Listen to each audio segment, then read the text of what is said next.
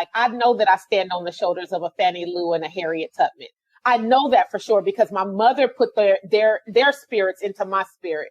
And so I couldn't do the things that I do today if I didn't pay homage to the women who stood strong and just kept toiling and kept showing up. In community, there's a joke here. I'm in California, and in Sacramento, I show up at school board meetings and city council meetings and board of supervisor meetings, even up to our state legislature. And there's a joke in community that here comes that chick that just shows up. I'm an Oakland girl. I'm just think about LL Cool J back in the day when he sung that song Around the Way Girl. That's me. Like, I'm down to earth, but I'm also have an education behind me, and you will not close the door in my face because I deserve to be here just like everyone else. Welcome to the Multidimensional Intelligence Podcast. I am your host, your trusted voice of transformation, Clifton Pettyjohn. Join me as I engage in ingenious conversations with top creators from around the world who have embraced their dimensions of intelligence within their professional, personal, and spiritual paths of transformation. Hey, what's up, everybody? Welcome to the Multidimensional Intelligence Podcast. That's right, episode 1 of the Multidimensional Intelligence Podcast. I may appear to be hyped. Some of you say I'm always hyped, and I am many times always hyped, but I just concluded our first interview. Miss Sonia Lewis was our guest on today. Let me tell you, y'all, she is amazing. We talked about education. We talked about equity. We talked about diversity. We talked about entrepreneurship. We talked about affirmations. We talked about what was her why? What is it that drives her to do the very things that drive her to do the very things that she does? I promise you, if you stay tuned and listen to the entirety of the conversation, I'm telling you, it's going to make an impact in your personal life. But before we do all that, my name is Clifton Pettyjohn. I am your trusted voice of transformation. I teach creators how to transform their lives through embracing the entirety of their best self. And as I said, you're listening to the Multidimensional Intelligence Podcast. And what I'm doing is I'm gathering top creators from around the world who have tapped into, as Elliot Carlisle says, their divine intelligence. I call it that intelligence that's connected to their DNA, that individual intelligence. They have tapped into it and they are utilizing that to change the world as we know it. No longer will you look at your uniqueness or your weirdness as a negative connotation. You will understand that that is your intelligence manifesting itself, and you just have to find out how to take that intelligence and cause it to convert into everyday life. Let's do our breathing exercises. Take a deep breath in, hold it, breathe out. One more time, breathe in, hold it, breathe out.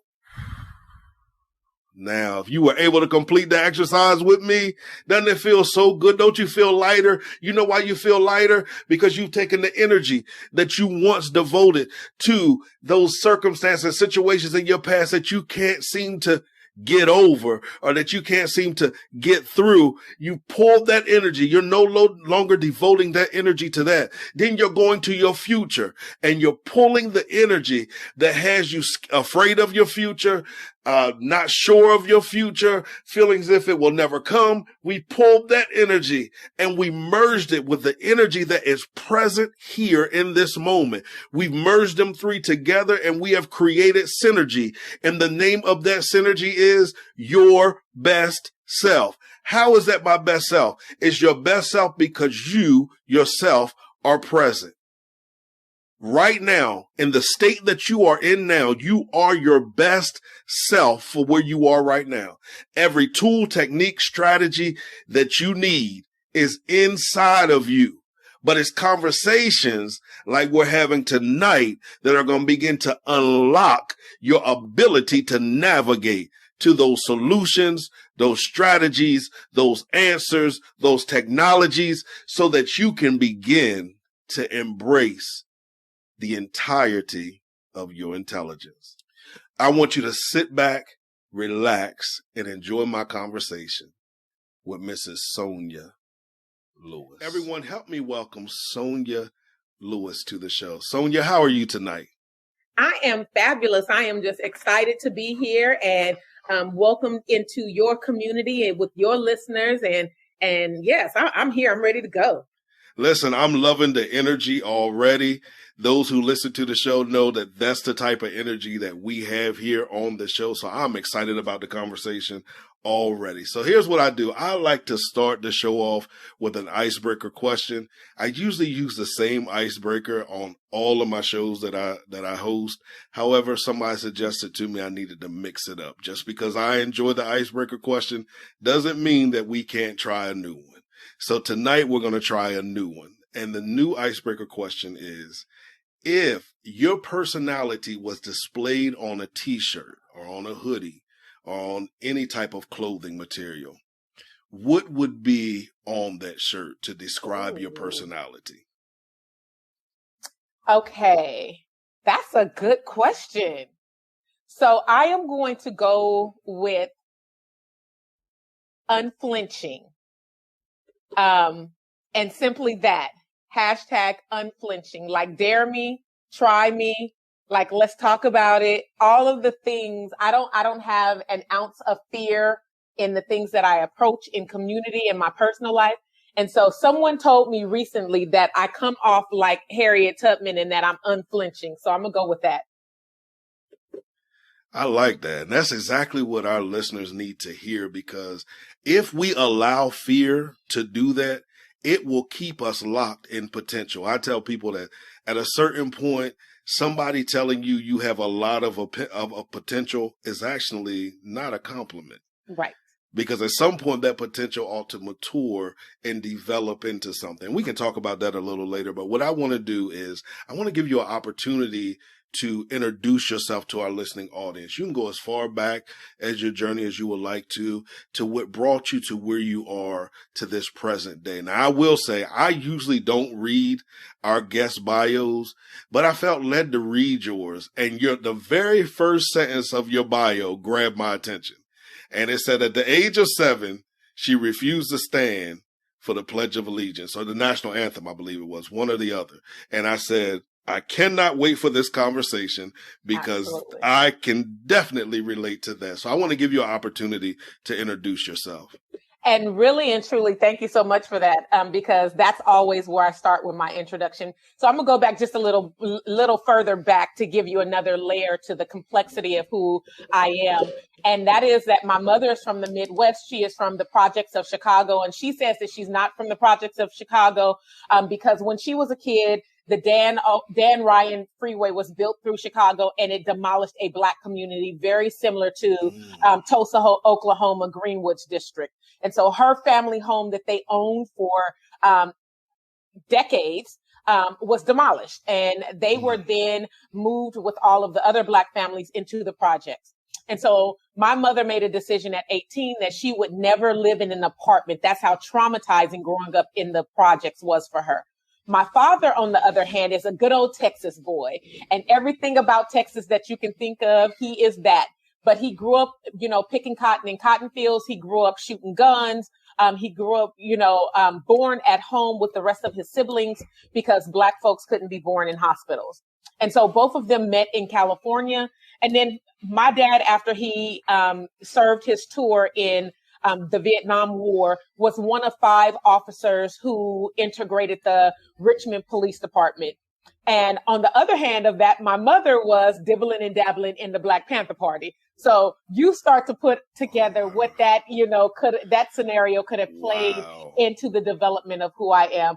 So on one day when I was in the 2nd grade, I went to school and I said to myself, the Pledge of Allegiance, liberty and justice for all. That last line does not apply to people that look like me, my community, my family.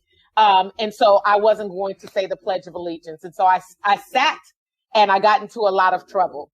And it took about a month before my mother was even notified that I was in trouble, which then alerted my mom to the realization that she had a child on her hands that was going to challenge systems, and she better, buckle herself in and get ready for the fight as well. I love it. I love it. I love it. I can see why, you took that stance even at such a young age. Yeah. And I think that is an important conversation, especially with everything that we have going on right now. You were talking about liberty and justice for all. I want to ask you your mindset now, from when you were 7 years old to where you are now.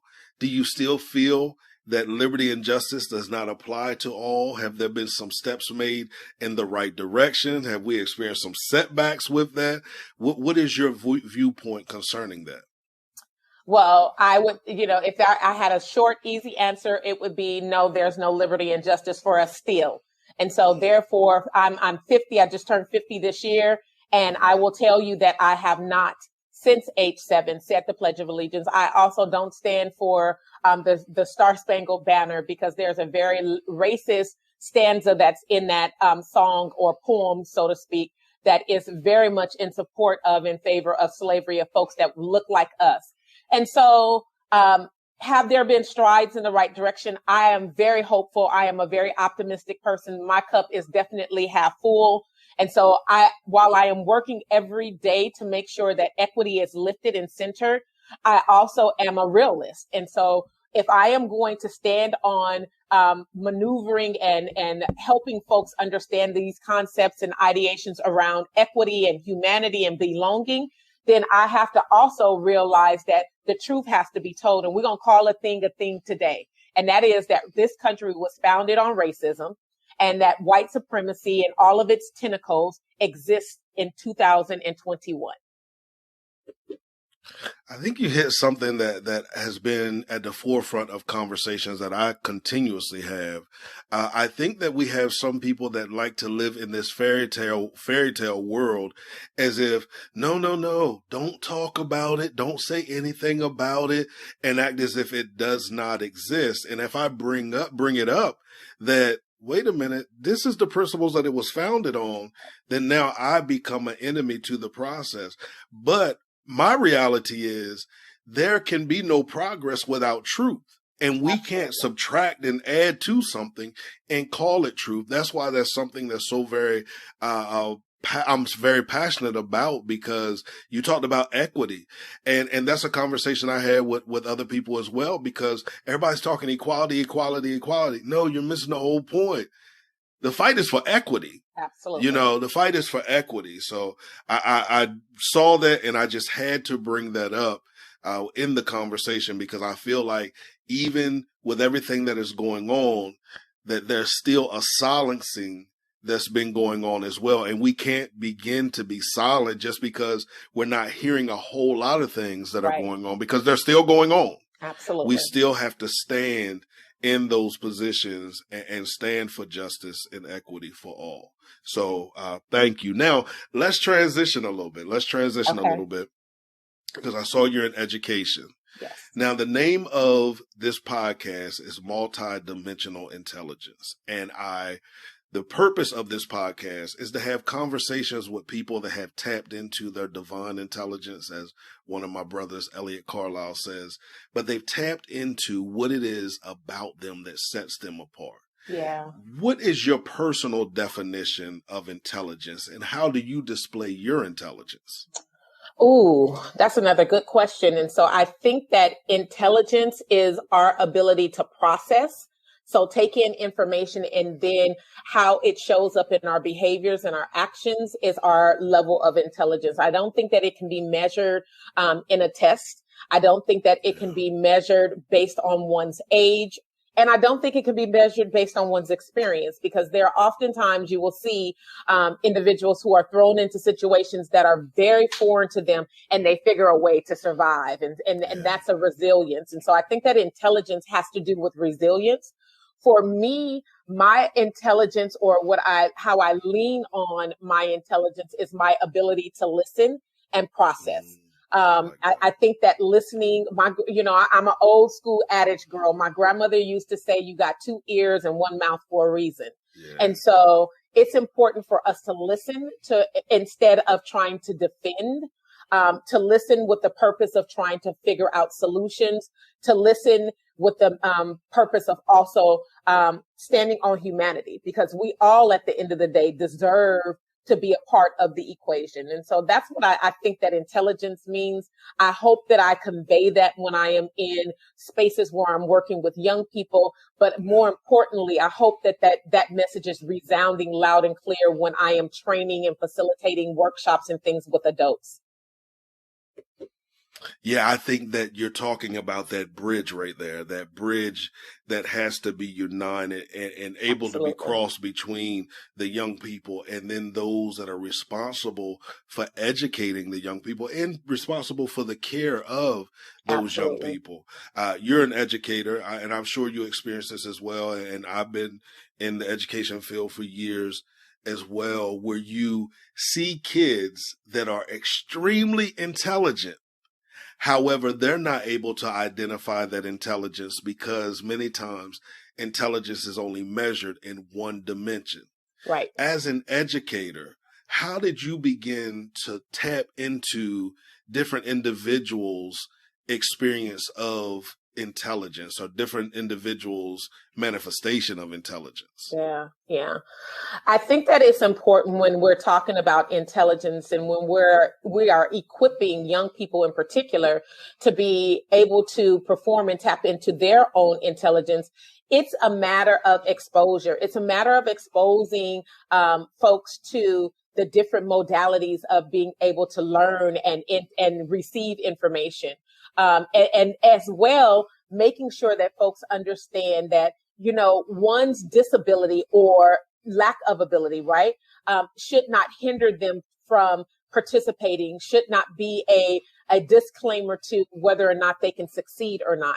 And so as long as we are tapping into the possibility that a person is able to receive information, we need to stand on their strengths and not accentuate their weaknesses. I think that oftentimes that young people and marginalized demographics in particular, Black, brown, poor, LGBTQ, foster youth, I think that they oftentimes are conditioned to believe the narrative of the deficit. And so I come from a standpoint, my mother and father told me from the day I was born, look at here, little beautiful Black girl, you can be anything you want to be. I don't care what the norm says. I don't care what society says. I don't care what folks in our own community say. You can be anything you want to be. They told me that I was beautiful. They told me that I was smart. They told me that I was capable. And then the other piece that, really, really resonated with who I am, and I try to manifest that in every situation that I am, is I ain't competing with nobody. My mother told me that I am my biggest competition. Can't nobody beat me except for me. And so if people start to see themselves as their only competition, they can take other folks out of the equation and focus on the things that they are good at and not worry about the things that they are weak at.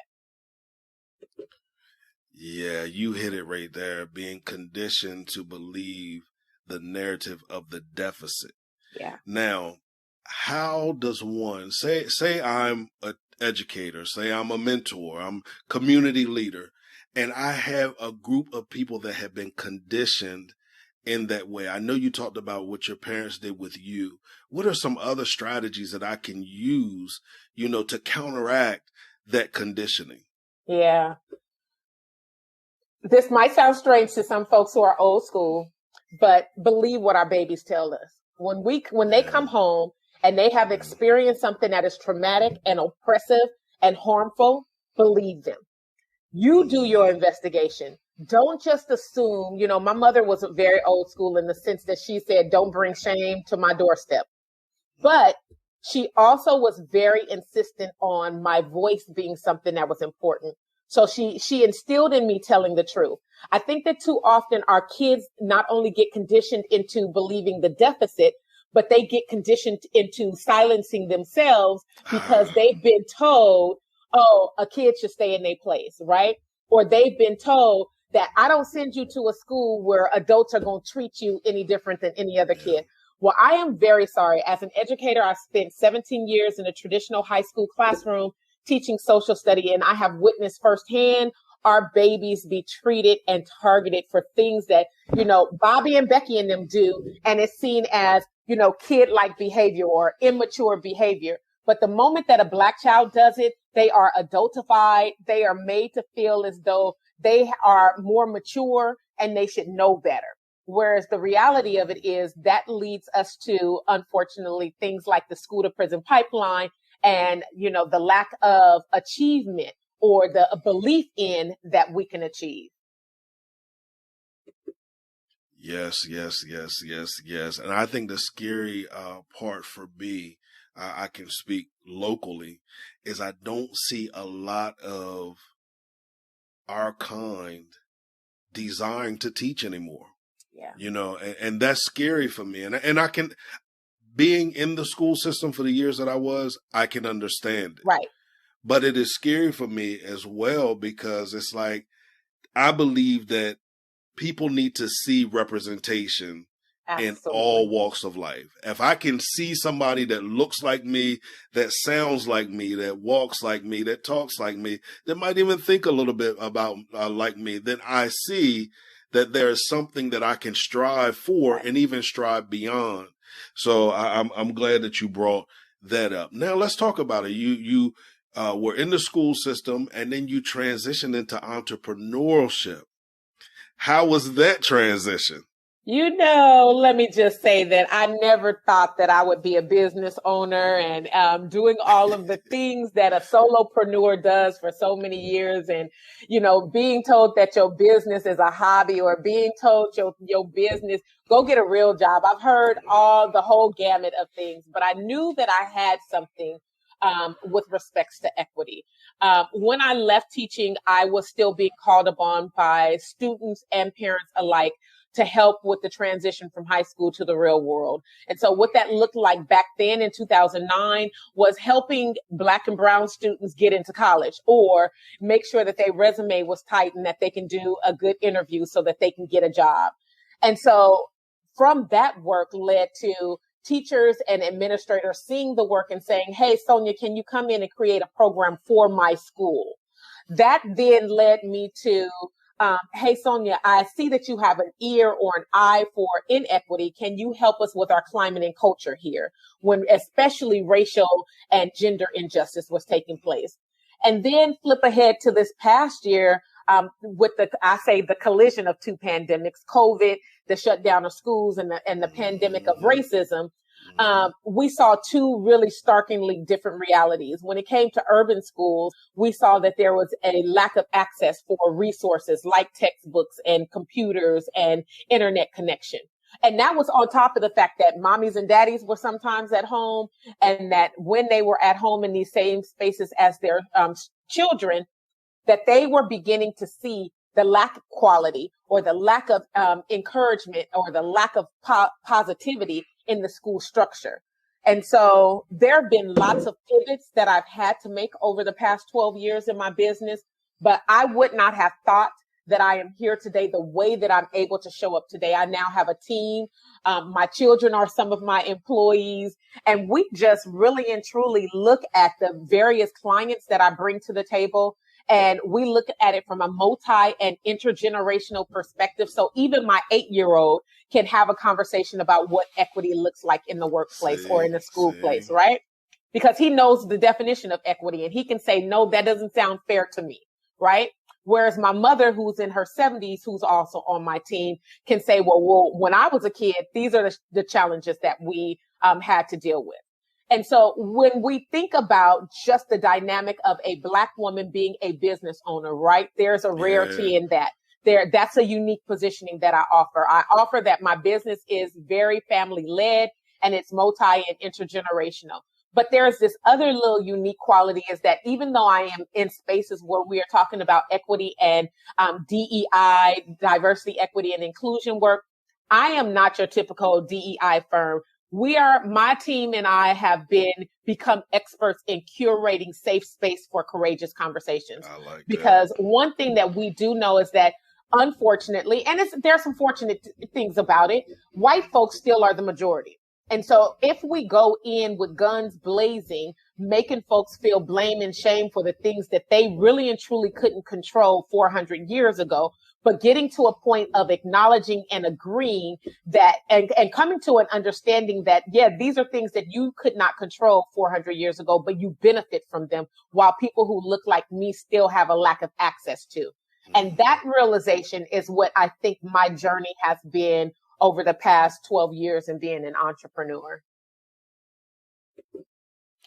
Awesome. Awesome. Can you talk a little bit about those courageous conversations? Because I always use transformative conversations or uncomfortable conversations. So can you talk about what a courageous conversation looks like? Yeah. And even if you can go a little deeper into why they are important.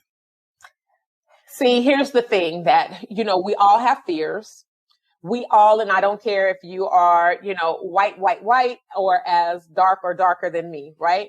We all have been conditioned to believe certain things about the way things are supposed to be. And so we all have fears. As a Black woman, I have fears of going into spaces. And I will tell you that there has been, not just in my generation of teachers, but predating me, right?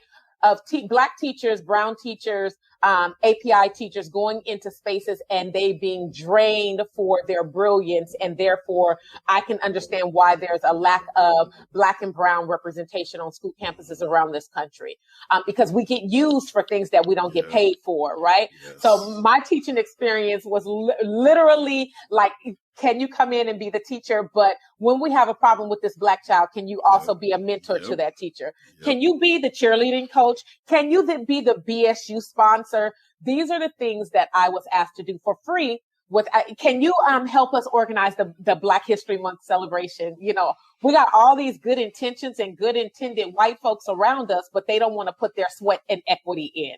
Yes. And so that's part of the equation. But the other piece of it is, when we're talking about safe space, brave space, courageous space, is we have to really and truly be vulnerable. And the only way to do that is that you trust people. And so I really, in my workshops and in my webinars and trainings, I get people to a realization of understanding what it means to be an ally.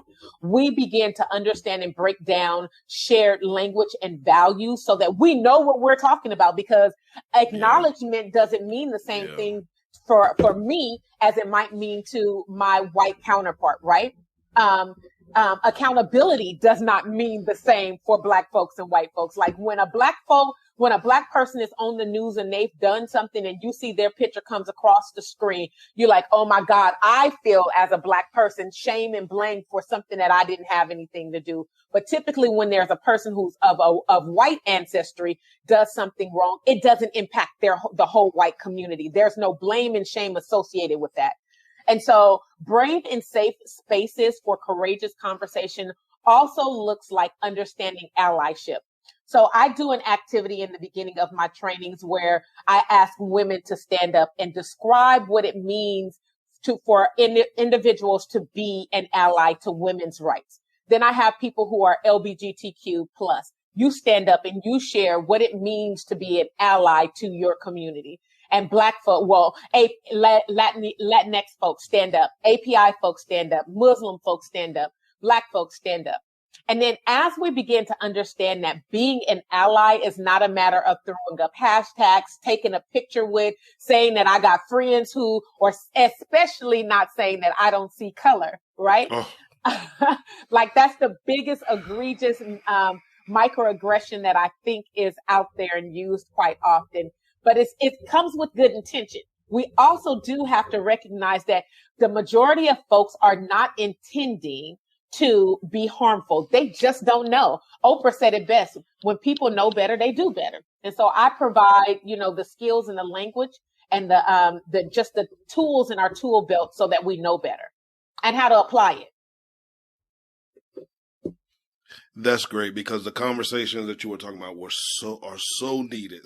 Even the whole "I don't see color" conversation, and we hear that, and like you said, it's not always meant, to be, a bad situation. Some people just think that that's the right thing to say. Right. So that is good, because, and I like how you incorporate everybody in it? Because I hear a lot of people talk about inclusion and equity and various things and equality and all those great things.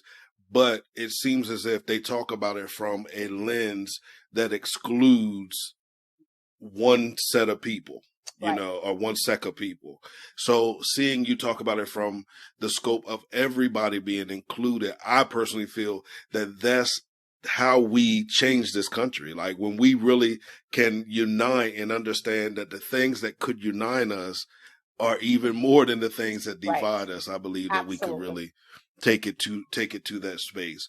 Now, you talked about you provide your services in schools and with parents and things like that. Do you do this in the business arena as well? Because I feel like that's needed so much, even in business. Yeah. So I would say that 60% of my clients are either school sites or school districts. But I have had over the past year a growing, consistently growing an increasing number of clients that are coming from the government spectrum. I have corporate America who is showing up saying that we need to do this work and we are putting our money where our mouth is.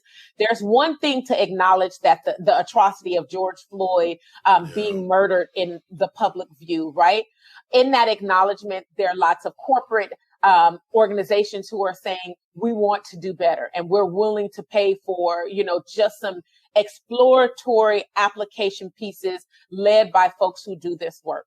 I think it's extremely important and imperative that organizations, I don't care what the organization is, we all need to be having these conversations, because you said something important that I always go back to on a regular basis, in that it's nice if we can get to a place of inclusion.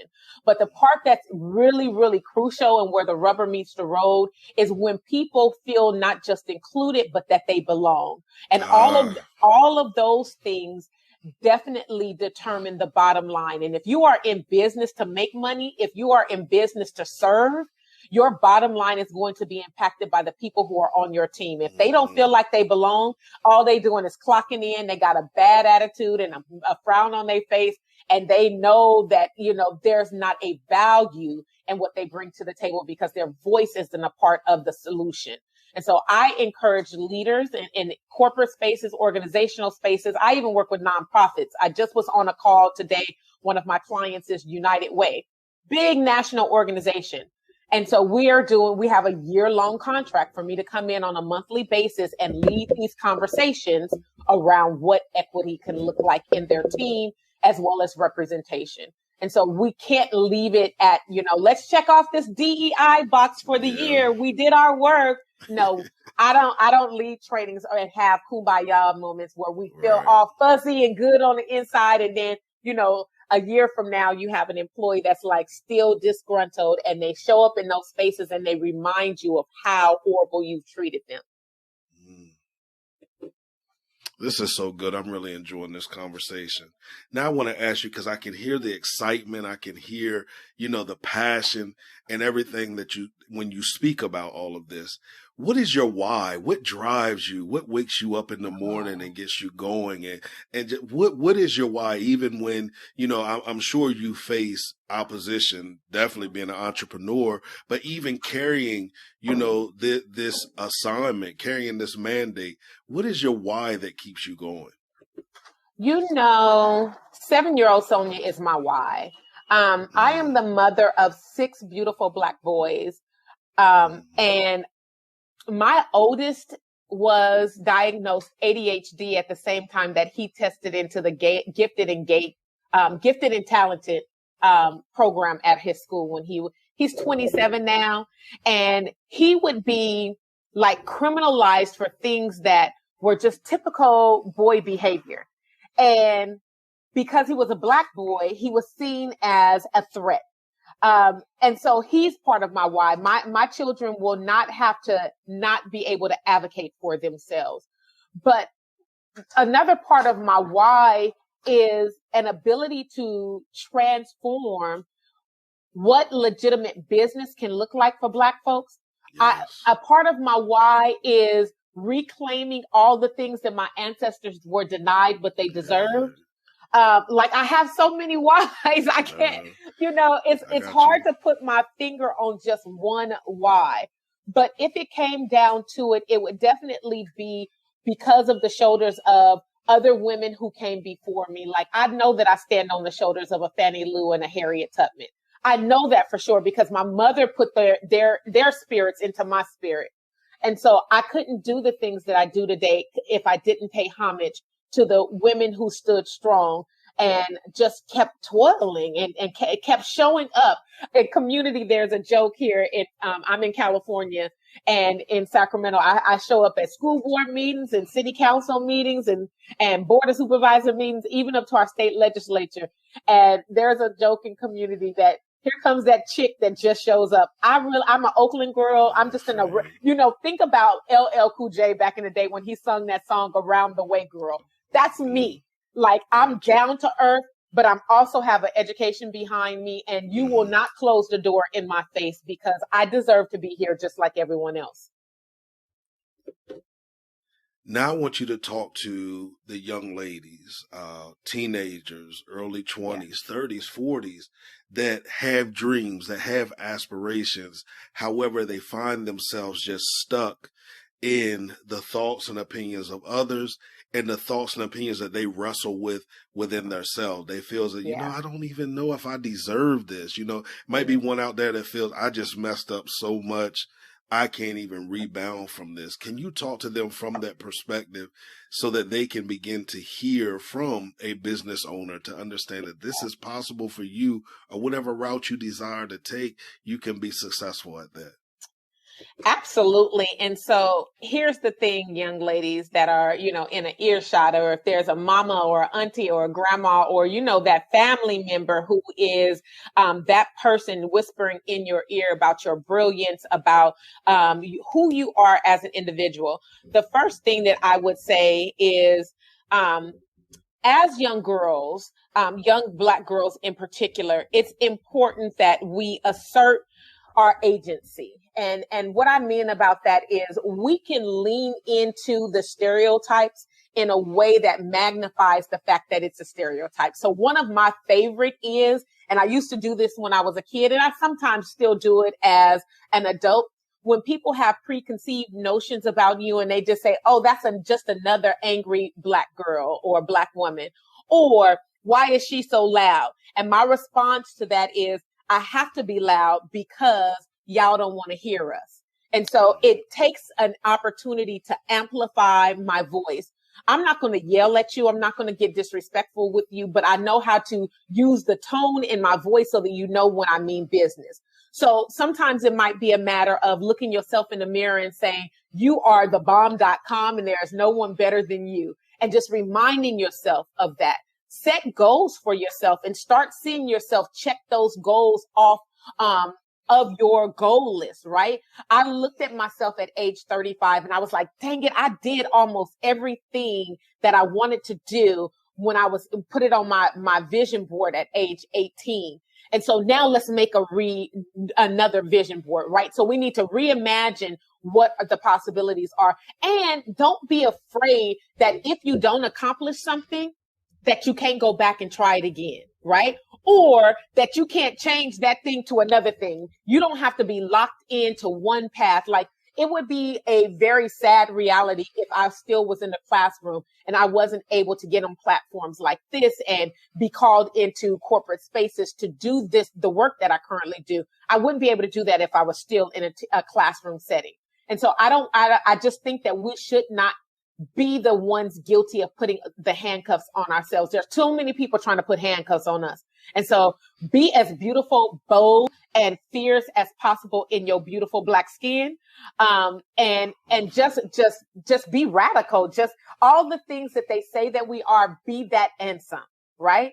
And then there's this piece that I always like to leave young Black girls with is this ideation that conflict is negative. Like just being Black in America is conflict. And so we are going to feel it and address it every day. Don't be afraid of it. Don't be afraid of conflict. Don't quiet to it. Don't shush to it. Don't bow your head to it. Address it head on and with pride, put your head up, put them shoulders back, and lean into moments, because when folks see that you are not afraid, they typically don't mess with you. And so that would be my message to young, beautiful Black girls out there. Awesome. And I'm not even a young, beautiful Black girl, but I was like, yo, I could conquer the world right now. Like, I love it. So now, can you tell everyone how they can get in contact with you? If you can give them your social media handles, give them your website, tell them the services that you offer, any courses you may have coming up, all of those great things. Absolutely. So you can find us at Ascribe, ASCRIBE, success, ascribesuccess.com. That is also our Facebook and our Instagram handle. We are on Twitter as Ascribe Ed. What we do in a nutshell is we offer equity and humanity trainings and facilitation for organizations. And that can be from education to government to nonprofit. All spaces need to be having these conversations, but the bigger part of just knowing how to get in touch with us is what we do. So we do the group trainings for professional development's sake, but we also do one-on-one coaching when it comes to corporate leaders and organizational executives. And so what that looks like is preparing those people who say they want to do this work and making sure that they are prepared with the language and the courage to step into those spaces, so that a Black woman like myself who knows how to see, bob and weave and shape shift, when we see the BS coming, we don't have to be thinking like, okay, here's another failed opportunity that's coming our way. And so I help organizational leaders and corporate executives be prepared to step into those spaces with just genuinely, right? And then the final piece that I do, I run a nonprofit called Edify Humanity. And that's where we help young people realize their power through marrying educational equity and social justice activism. This summer, we have been doing a summer program where we are teaching financial literacy. And all of our kiddos from age 5 years old to age 18 are, after they go through our training with financial literacy, they're learning about food justice. They are learning about how to start a business from the lens of solving problems in their own community. And they are learning how to invest in the stock market. And each kid who successfully completes our program is going to be gifted with $100 to invest in themselves. And so that's, so we have this is how we make money. And then we siphon a little bit of those profits over to our nonprofit to make sure that we are able to impact young people so that they can build generational wealth. That is like key to everything that I do. When I talk about equity, I always go back to what would 7-year-old Sonia want, need, and desire to be successful. Awesome. I know that there are going to be some people that are going to be contacting you regarding your services and everything that you have to offer from this conversation. I want you to leave our audience with one more thing. I'm a big proponent of affirmations. If you could leave our audience with one affirmation that maybe you've applied personally to your life, or something that you just feel at this moment that could really inspire them, we would appreciate it. Inspire them, I'm sorry. Absolutely. So I live by 2 major affirmations. I didn't grow up knowing my grandparents because my parents moved away from their hometowns when they were young enough. And then I never got an opportunity to grow up with my grandparents. But I can remember my paternal grandmother always saying, a closed mouth doesn't get fed. And she would say, speak up, baby, whatever it is you want. If you don't put it into the atmosphere, you don't know if someone will say yes. So a closed mouth doesn't get fed. And that's my grandmother, Willie Mae Williams. My second thing that I live my life around is Maya Angelou said something like, people will forget what you said, they will forget what you do, but they will not forget how you made them feel. And so I step into every situation trying to be authentically and unapologetically Black, but at the same time, not forgetting that difference is a thing. And I want to make sure that that translate to other people who are different from me. So those are my 2 creeds and my words of wisdom. That's what I sprinkle on it. At the end of the day that's the wisdom I live by. Sonia, thank you so much for joining us on tonight. or today, whenever they're listening to the podcast, we greatly appreciate it. We thank you for speaking so freely and just showing up as yourself. That's one of the big things I talk about, is that we show up as ourselves in every space that we show up. Listening audience, thank you for joining us on tonight. Listen, here's what I want you to do.